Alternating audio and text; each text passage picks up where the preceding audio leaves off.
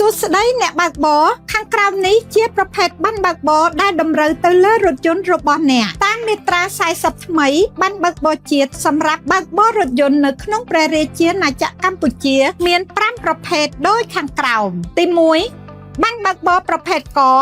គឺតូចក្រយានដែលមានទំហំស៊ីឡាំងលើសពី125សង់ទីម៉ែត្រគូបឡើងម៉ូតូឬរ៉ឺម៉កកង់3គឺប្រើប្រាស់ប័ណ្ណបើកបរទាំងនេះទី2ប័ណ្ណបើកបរប្រភេទខសម្រាប់រថយន្តដឹកអ្នកដំណើរ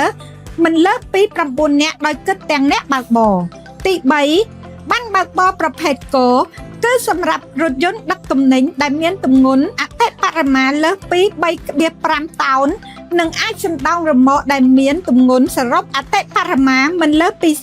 0.75 តោនទី4ប័ណ្ណបើកបរប្រភេទខជាប័ណ្ណបើកបររថយន្តដឹកអ្នកដំណើរចាប់ពី20នាក់ឡើងទី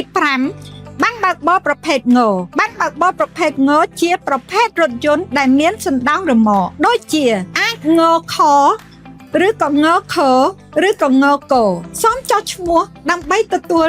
យកការបញ្ចុះតម្លៃរហូតដល់ 50% ចុះឈ្មោះតាម Telegram 012 88 15 8 គុណ